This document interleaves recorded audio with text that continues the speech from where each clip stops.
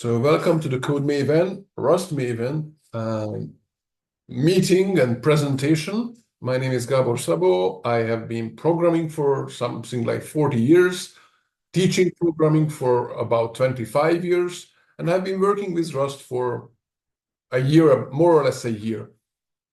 In this presentation, I'm going to talk a little bit about command line interfaces, accepting command parameters on the command line. And I guess it won't be very deep, but it will help you get started with some of the tools. So let me share the screen. And it seems that my microphone is getting on and off. I hope that it's working. Okay, sharing the screen now. And right. So hopefully you can see now the web page of the meetup, and I'm going to show you basically two sets from my slides. I started to create these slides. Actually, let me show something else before the slides. So you might be familiar with the website, which is called rust.code-maven.com, the Rust Maven website. Basically, it's offshoot from the Code Maven website. And here, if you go to if you scroll down, you can see that there are various topics, and one of them is the CLI topic, and a number of articles here, and another one, a subtopic of it is about CLUP, the crate, which is called CLUP because it's command line argument parser for Rust. And so these are these articles with examples, with explanations, but I figured it would be better for me and for you also if I showed them if I built up my regular slides or whatever that I used to use. So here they are. These are also on the Rust Maven website. They are not linked now, but so I'm going to put in these two links. This one is about arcs, and the other one is going to be about the clap. And I'm going to show you a couple of examples here. So the most basic thing when you would like to start to write a program and accept parameters on the command line is to use the std. Well, let me enlarge a little bit the font. std-env, and then inside there is this arcs function. So we use std-env, and then we call env arcs, and this will return basically the arguments that are on the command line. And I'm seeing these links are now broken. I'll have to fix them. But the slides, the examples are also on my disk, so I can get into this folder specifically, and I can show you the crate, the source code. So this is the source code that you were seeing on the slide. We are basically taking these arcs, and then we have to convert that basically, or collect this iterator into a vector. And this is basic. It is the one of the common ways that I use, that I call the collect method, and then I put them into some vector of strings. So this is going to be whatever is on the command line. And then I can print out the content of this. arcs0, the first element, will be the name of the program. And arcs, it's a vector, so I can call len on it, and it's going to be the elements of it. And then I can go over the elements. And here I have two examples. Basically, this is the example I wrote originally, but then Clippy started to complain that I shouldn't use a variable to loop over a range of values. Instead of that, I should loop over the values themselves. Fine. But this was sort of the common strategy that I used in other languages as well. So if I run cargo run on this program, it says that my path is this. Okay. Actually, I'm going to run it with -q, so we won't see this this noise basically that comes from the compilation. This is the output. And here, you know that when I run cargo run, it basically compiles in debug mode and puts my executable into the target debug folder. So this is that executable, and that's why it shows me this path. And then the number of arguments is 1. And then I can put here arguments, let's say snake and camel and crab, right? The main animals in my life in these days, right? So you can see that now that there are 4 parameters, the name of the program and the 3 others. Now, when I'm running this cargo run, you can see it less so, but basically the executable, what you're going to distribute is the executable. So the target, debug, args, and this is called args because that's the name of the crate. And I can run this program and I get the same result. So here I can add snake and camel and crab. And these are so now it's clear that I have 4 things on the command line, the name of the program and the 3 parameters. I can put camel, okay, I can correct it. I can put some of them in quotes, and then they will become 1, including a space. So you can see that the parameter now is the camel space crab. And now we only have 3 parameters because the name of the program, the snake, and then this string with the space. So this is the low-level way of accepting parameters on the command line. But in many cases, that's enough. So in many cases, let's say I'm writing a program that needs only a single file name as an input, or maybe it works on a list of files, and then it's enough that I just accept with this tool. I accept a list of files and I can work on them. Sometimes it's an input file and output file, and those are fine cases. Basically, I am using what we call positional parameters or positional parameters for my program. Yeah. So this is the first thing, and Clippy wanted me to complain about something, so I had to tell Clippy to shut up for this one. This is one of those common examples that I use, that I write. I get from the user all the arguments, and then I check whether the number of arguments is exactly what I'm expecting. Now, if I'm expecting a single file name, let's say, then I need to expect here 2, because first is going to be the name of the program and the second is the file name. And if it's not 2, the number of arguments, then I'm going to print out something with eprint, because it goes to the standard error. And then I usually print something like this: usage and the name of the program, and then some hint of what that thing should be. So if I go to this project and run cargo, let's see, cargo build. Okay, so it will be easy. And then I have a target, debug, and it's called some tool in this case. That's the name of the crate.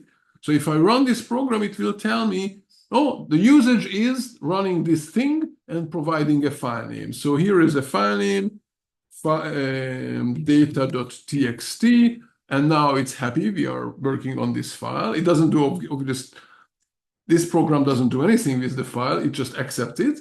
But if I also add other txt, then it will complain again, because now I gave it 2 files, while this program is expecting exactly 1 thing on the command line.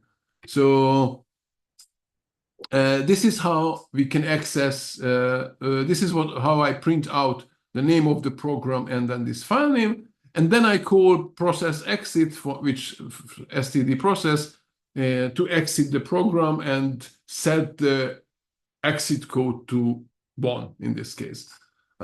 Which number doesn't really matter. 0 means success and some other number means failure. So here I wanted to indicate that something is failing.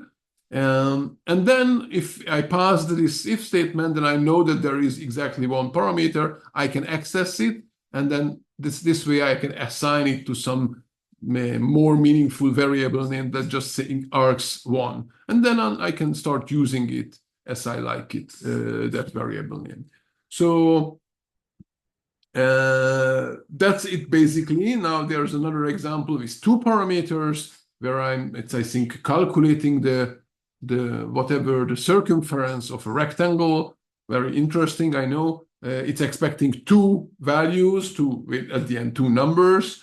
So I'm checking whether there are exactly 3 things, and if not, then I'm telling the user that it should give me the length and the width.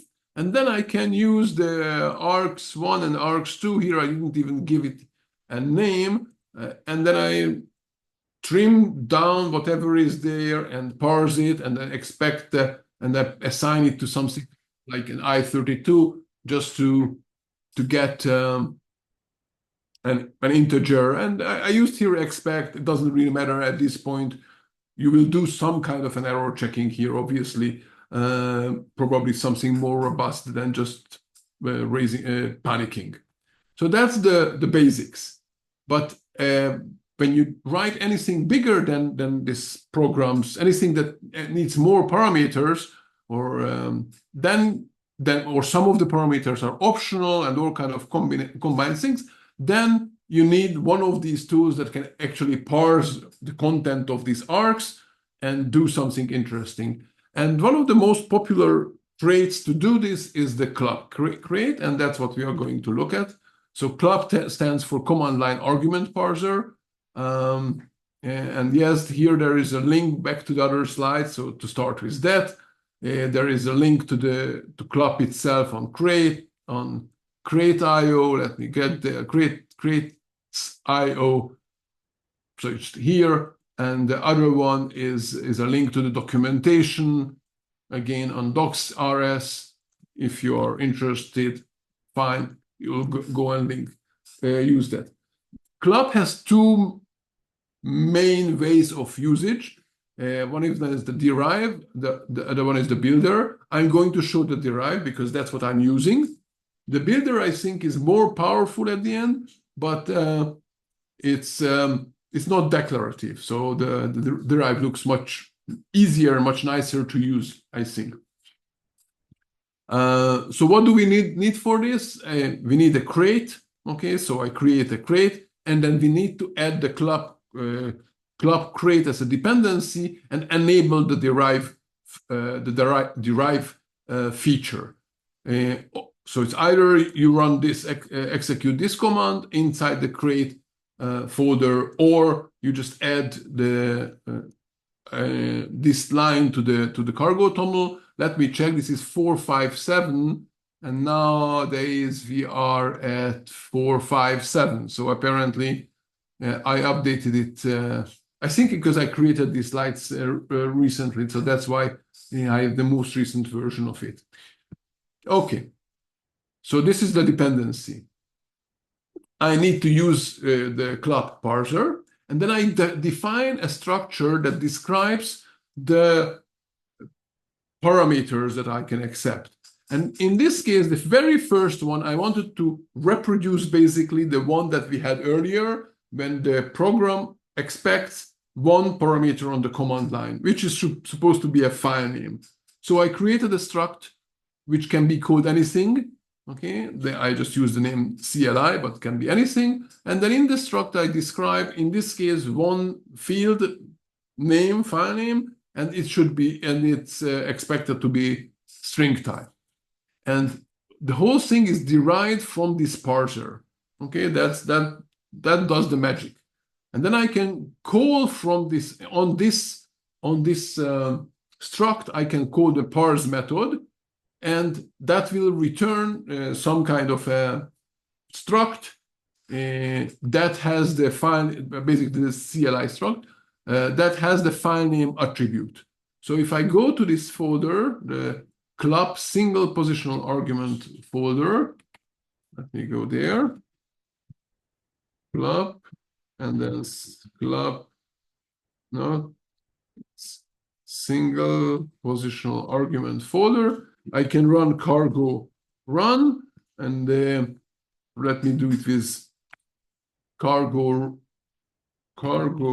run -q, so we won't have this extra errors. Now this looks like exactly as if I was running the already compiled binary. That's the -q does. So I don't see this extra noise. And it tells me that there is a required parameter and the usage. So basically it has this usage state printout that I can use. Now what it already also adds a flag called -help. Let me see what happens there. And if I provide it this way help, that won't work properly because this way cargo thinks that I sent the -help to the cargo run process. And I want to send it to my own program. So I need to add the extra -- in order to separate my flags. So now this -help already went to my program. And you can see that it gives me a nicer way of seeing the parameters. Actually, it looks very similar to what Cargo told me, but this is what was generated. Now, if I'm using the already compiled version, debug, what is the name of the program? Single, this is the long file name. If I run this program, it will tell me the same thing, and I can provide a help here. Here, I don't need this extra --. So in the distributed binary, whether I distribute the debug version or the released version, there I don't need the extra -- anymore. It's only when I'm using cargo run. So you can see it already has some explanation. And if I want to provide the name of the file, then I can say data.txt, and it says, okay, this is the name of the file. I guess this was the code. It just prints out the name of the file. Okay, maybe it would be nicer if I made some changes here and file name and print out this one.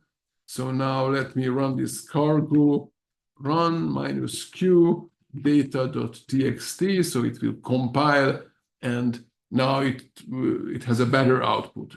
Fine. And what happens actually if I add another file? It complains, right? Because it also complains that there's an unexpected argument other txt. Okay, fine.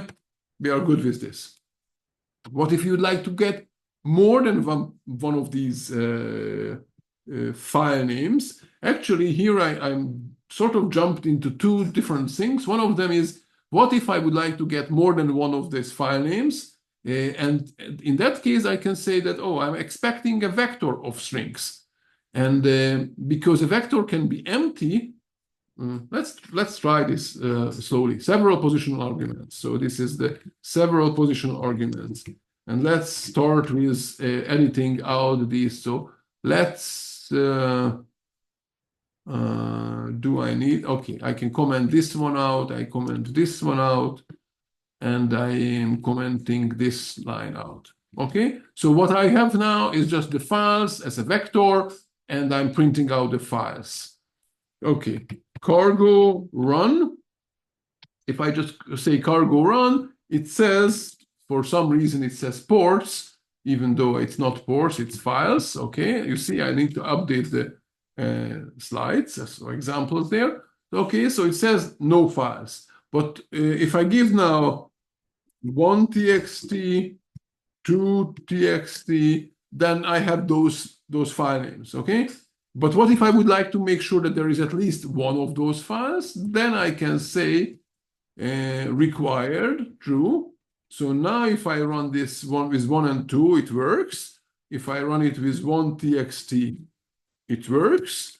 And if I run it without anything, then it will complain and tell me that I need some files there. Okay, so that was the required part. Now I can also have more than one of these parameters. So I have here the host enabled, and I'm also enabling. So this one actually is enough to accept the parameter. This one is, this one is also only to show us what was parsed, what was accepted. And so now I can call it local host and 1 txt, 2 txt.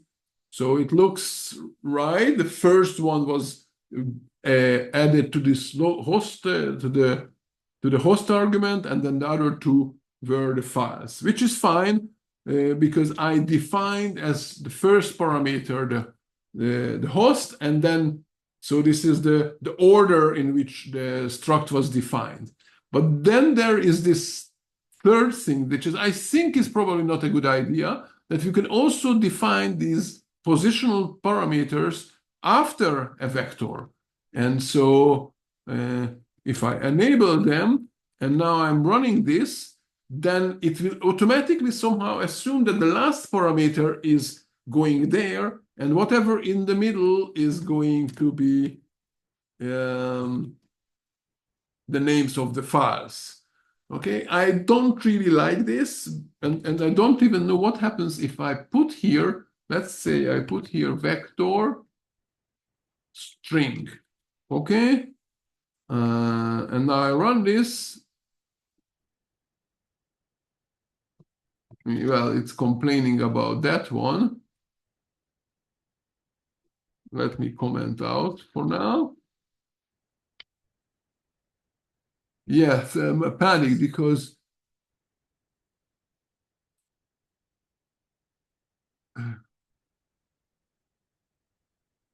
very strange. I don't know what is going on. I mean, I really don't like this whole thing that I can have several values here, several values here, then what should go here, what should go there. That looks strange, okay? But this whole story with the I put both of them here. Okay, I'll just keep this both things because it looks strange, and so it's not. I don't think I would recommend using this. So now it works as expected. But the whole thing is that we were dealing with positional parameters. So parameters where the location of the parameter is what is important, and not named parameters. And most of the world actually deals with name parameters. So parameters where you have these dashes, one dash or more than one dashes in front of them. So we're going to deal with that now. And the first thing is here, still the same. I don't really need this anymore here. So this is, let's focus on this one. The code itself now looks like that above the definition of the attribute, I say that the argument is a long argument. And this will mean single is the single long argument, cargo run minus Q, so it will be silent a little bit more. It tells me that I need to provide this host because this is a required parameter. Unlike in some other libraries like the rparser of Python, where all of these are by default optional, here they are by default required. So I need to put the minus minus because I'm using cargo run, and I can put down the minus minus host and the name, so local host. Okay, so this is how I'm going to provide. Now, it's more flexible because now, once we have more of these parameters, the order won't matter because they are not positional. We only have to provide the name. And because we called it long, or we defined it as a long parameter, as you might recall, long, that's why I need to provide the whole name. Let me check if I can shorten it. Well, no, but it tells me that it notices that there is a version similar to this. What if I use minus h? Minus h, actually that's probably things that I'm asking for help now. No, it just tells me that it doesn't work. Okay, yeah, minus h actually tells me minus h is the help. So maybe that's a wrong example, but that's how you define a single long argument. You can also define short arguments, so meaning one letter arguments, and we can do it by saying that it's argument short, and if you'd like to, and then it will default the first letter of the attribute name. And now in the case of the host, we saw that the -h is already taken, used by the help. So we can decide that I would like to use some other letter or a capital letter to be the short version of this letter. So let's see this one actually, because I think there is short arguments, right? This one. So let's say cargo run -q. And if I run it without anything, it tells me I need this host. So with a capital H, so host and localhost. Okay. Yes, I forgot the minus. Okay. This is confusing when you're using cargo run, but well, that's why we are here, to get confused. So now you can see that the host is localhost and the debug defaulted to false. So unlike with strings, for Boolean values, there is the false as a default, so we don't have to supply it. We can supply the -d, right? And then now it's true because that was set. And I think, let's try to see it. We can also supply it this way, right? We can combine the short names. We just have to make sure that the one that has a value after it is the last one. But all the Booleans we can put together in front of those. Okay? So far, good. If you have any questions, just type it in or ask it in your voice. That's also fine. Okay, here's a slightly bigger example. Now here we are accepting several parameters.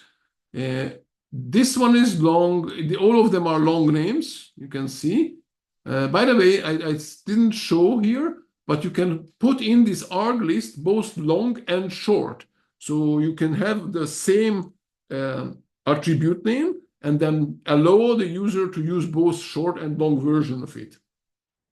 And so here they are all of them long, and there are different types. So one of them is a string, the other ones are integers and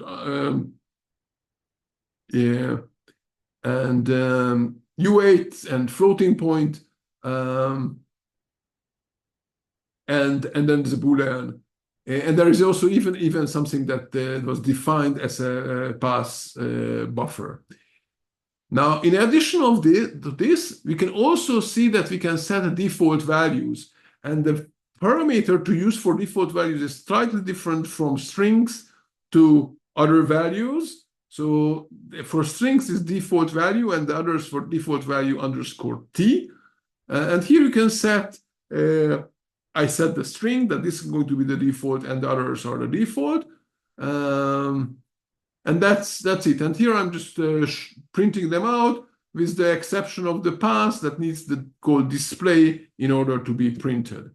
So let's try this. This is called number string bool. Number string bool. And yeah, I can show this. I will put also in the GitHub. Subgub, Rust, CodeMaven. So this is the repository of both the website and all the slides that I'm showing. I'm going to put it also here in the link in the chat, and I'm going to put it underneath the video. The slides are here, and then you can get into the Rust folder, examples, and club. Okay, and I need to fix it because I think right now, if I click here, it will go to another repository. It's the original repository of my slides. I need to fix it so it will go to this repository. Anyway, this was the example, the number string bool. And we are here, so I can run cargo run -q. And because it has default to each one of them, you can see the default values. And then we can add, let's say, pass slash. So again, forgot the extra minus. Okay, so now the pass is set to slash, or I'm setting it to pass. This thing underneath is disturbing. Okay, here's the copyright. Okay, that's fine. So let's say etc. Okay, so it will give some other path.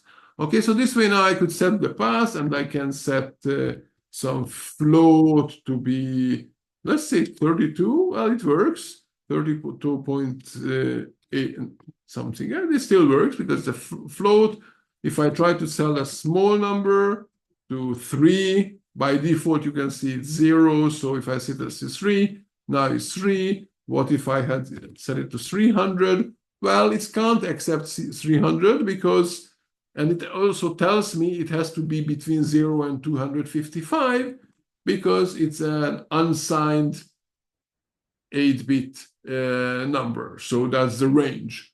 Okay, so that's nice that it provides us these details. What else did I want to show you? Nothing really here. Okay. Oh, there is actually something here that I guess it was in some other example. I'll show you another example. We can also add an extra help message to this. So here, let me just go back. If I run this and provide help here, it will give me the name of the flag, that I'm expecting something. It also tells me what is the default value, which is very nice of it. Okay, except for the debug, and I opened an issue, and they told me, nah, it won't happen. So don't expect for this to be saying false here. That's, I don't remember what was the explanation, but for some reason that's either not easy or not important, or I don't know. Anyway, so the default, if you don't see it, then apparently it's false. So this is another case, and where do we have this one? So this help is arguments. That's what I wanted to show you. If I run the help, then you can see that there is this extra explanation and also the default as we saw it earlier. So that's nice that we can provide this extra help to the user for each of the arguments. Now something else here.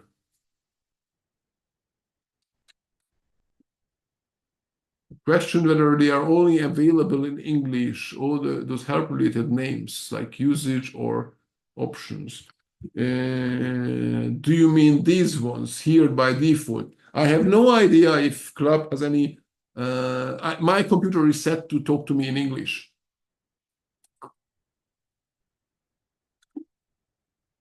So I don't know if that would give you. I guess it might be based on the locale, whatever it's called, but I never remember how to set it, so I won't try to do it now. And I don't know if it supports that. But I guess that should be dependent on that. And also, I'm quite sure that you can rewrite these. Maybe not with the declarative style, but with the other style, probably you can like do whatever you like there. I'm not sure. Okay, but it's a good question. Please remind me maybe later after the video, after in an email or whatever, and so I can try to look for it. Or if you find it, please let me know if you can have it in whatever your local language is, let's say Spanish in your case. Okay. So what else? CLUP provides us an easy way to include this description from the cargo TOML. Okay, so we can say add this extra row to the definition. I didn't even have any parameter here. I just an empty struct, and it's a parser derived from the parser, and I said there is the command about. And it's called show description. This example, show description. And if I run cargo run -q, then it basically printed out this text that I added it. So I won't forget that this is what I need to do. So I need to do the minus minus and then the help. And here it includes in this help, in the help message, it includes the description that was taken from cargo toml file. Nice. So that's one thing that's with this, the command about. Another thing, continuing with the command about, you can also set that this text right in there. So in case you don't want to take the whatever is the description in the cargo toml, you want to write it yourself in the program, you can do that. And the third one, where we set it to the about to basically I call a function. And this thing, so despite the fact that this is sort of, it seems that the calling is here, this function will be called during runtime, so not during build time or whatever. So if I go to this show generated description example, show generated description example, and I say cargo build, let's say, okay, so now I had a compiled version, and I target debug this program, okay, it tells me use the minus minus help flag. Again, I think this is just me telling myself, so not to forget it. So if I provide the help, I just wanted to run it here. So you can see this is the compiled version. So now it told me that this is the generated, and this was the timestamp of it. And if I run help again, it will give you a different timestamp. You see, different timestamp. The end of it is different. And so I just wanted to show that this is actually generated while the program is being executed. So this get about is just some function that will return a string. And in this case, I'm just using the system time to get the current time since the epoch. Okay, so it's not, that part might be interesting on itself, but for now, but for this example, I only used it so I can easily generate some new value each time I run the program, so I can show that this case, this one will generate this text on the fly.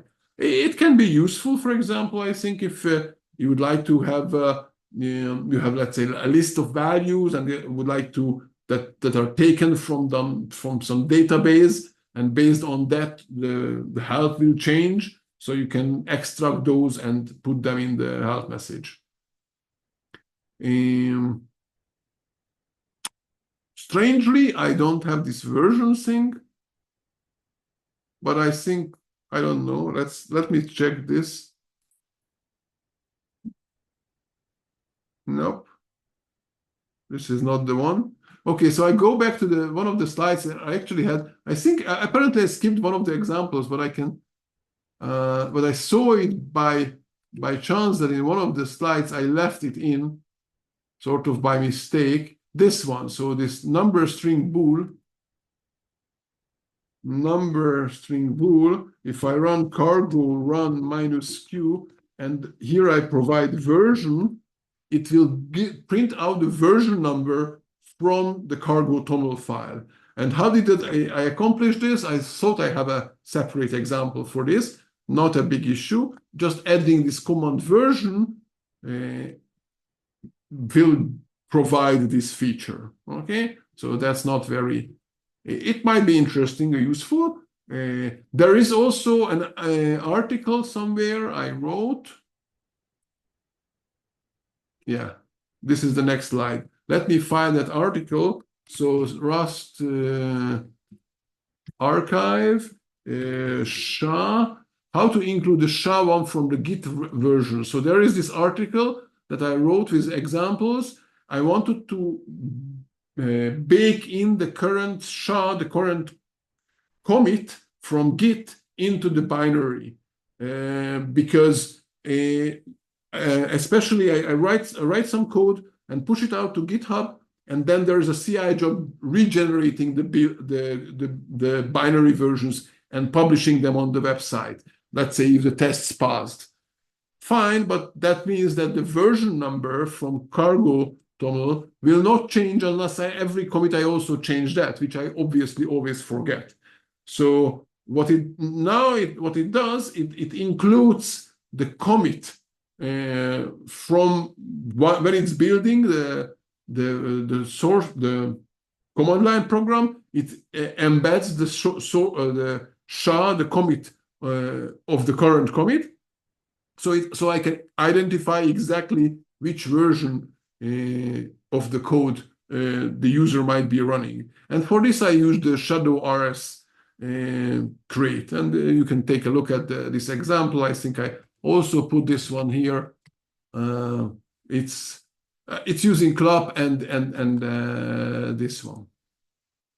Okay, so getting back to CLAP.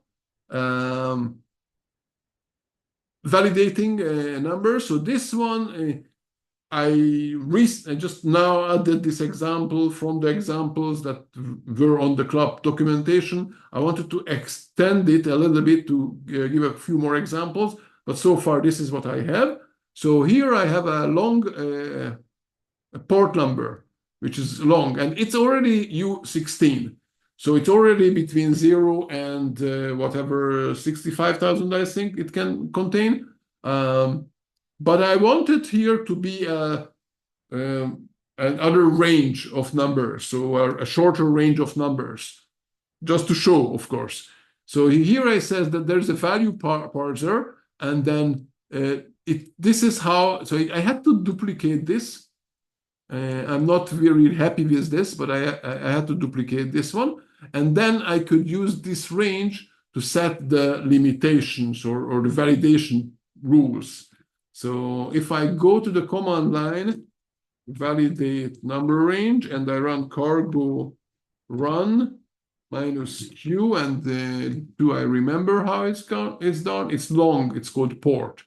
So I have to say port -port, and then I say 2000, port 2000. And it's happy with port 2000. But if I run port 200, then it tells me that no, the range, the port must be between these two numbers. So that's nice. Again, I don't know how to give it, let's say, a list of numbers or a list of strings or whatever. I guess you can do it. I couldn't find it out yet. We can also do subcommands, and in one of the applications I'm using, I have this. This is the style that you would use, let's say, with Git, that you have that Git and then the command, and then each command has all kind of parameters. So Git check-in or Git checkout or Git commit, sorry, not check-in, Git commit or Git add, and all of them have different flags. So here, these are called subcommands in CLAP. So what I have here, I define the struct, okay, which has a parameter that's just a generic, it's going to be just a generic parameter that every subcommand has. It actually comes before the subcommand. And then I have the subcommand, which is, this is how it's defined. I need a separate enum that describes the various subcommands, and each one of them has its own parameters. So the web has an outdir, and the email has a to. I don't know why. This is what I decided. Okay, let's see how it works. Okay, and then it might be easier. So cargo run -q, and so it tells me that the root is dot, okay?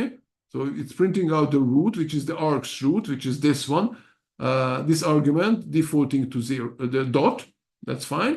But it also tells me that no subcommand was given. Now it doesn't blow up because the subcommand itself is an option. I could have set it to not option, and then I would be required to give a subcommand. But apparently in this example, I gave it this way. So let's give them help. And then help tells me the commands are all web or email or help. What if I put help? It will give me just the same help, fine. If I put web, then it tells me that the web needs the out dir. So I can provide the out dir, blah, and now I have this one. And if I provide instead of web, I provide the email as the command, then it tells me it needs a to. So now I can provide to, and this is another thing. Okay, and then to. So the implementation is that for each sub command, I need to give the name of the sub command, which in here is a capital, starts with a capital letter, but in on the command line it's lowercase. And then inside, I can use the same style of definition to define what parameters will come off in this kind of this subcommand and what in the other one. And these are independent from each other. And so this is how I define it. And the way how I accept it is that I have to match on the args command to see whether it's a web or an email or something else. Okay? Or not, nothing, sorry. In this case, because it was optional. And so this way I can create these subcommands, and this root. So I need to provide it, that's a little, provide it here, root slash etc, let's say. Okay, so it comes before the email. Let me try to add it after. I think that won't work. Root slash var. Okay, it needs to come before the etc immediately after the name of the program. Okay, so that's so far as the subcommand. And then I think I have basically two examples. The last one is not really useful anymore. Two examples of creating mutually exclusive parameters. The first one wasn't really successful. It's the easier one, but it doesn't really work. So let me show you this one as well, but it doesn't fully work. So maybe I have to fix something there, but it's mutually exclusive or, I called it mutually exclusive or cargo run minus q, so it won't be noisy. And it can accept both, it can run without me providing any of the flags. If I provide more, then if I provide after the two dashes more, then it will set the more to true. If I also provide less, then it will tell me that they can't coexist. So if I provide less, that works. So I have to provide either, I can provide up to, only one of them I can provide, okay? It's not a XOR, so it's not that I am required to provide exactly one, because as you could see at the beginning, I can also provide none of them, which might be the right thing to do. So it might be useful, that's why I'm also showing it. And this is how it's, all right, so, well, not nice, okay? The way I solved this, not nice. I'm not sure, maybe there is a better way to do this with this derivative declarative style. I'm not sure. So I had to say the more and the less, and they are in the group, which I just created a group called action. And then in order to make them, actually, this doesn't strange. I think no. I think it doesn't do anything there. Let me try it. Now I suddenly think that it doesn't do anything. Let's try this. So cargo nothing works. Cargo less and cargo more, right? Okay, so the last parameter, the last thing was, so this thing is not required here. I already commented out. This was still, it's sort of, I was in the middle of the attempt of making sure that they are required. And so there I had to add another argument, but that's not really nice. So I found a better way. But it's a little bit more complex to write. So this looked very nice. And I just say, these are the grouped and then whatever. But I couldn't make it work yet. This, on the other hand, works. So it's mutually exclusive using groups. So now if I run cargo run, just it is, then it tells me that one of them is required. So I can say it less. So now we see less is true and more is false. Or I can say more. Fine, then that's the right. And if I provide both of them, let's hope, okay. So it won't allow me to have both of them, just as I wanted. So how is it done? It's using this the groups. So what I have here is I define a group, okay, which is derived from the args thing. So this one is derived from the parser. This one is derived from something called args. And then here I can say that this is required. And it also it's multiple false, so they are exclusive. Okay. And this makes them mutually exclusive. And then I have either the more, which is a Boolean, or the less which is the Boolean. And you can use it also with non-Boolean, so the other types of parameters. I just think that probably the Boolean is sort of the most common one here. I'm not really sure. But the idea here is that you can do either this or that. You can't do both actions, let's say. Okay, so this is how I define the various actions, and then I just put them here, and I need to access them through this args. So args is what I got from the CLI parser, and args.group.less and args.group.more. That's how I'm accessing them. And that's it.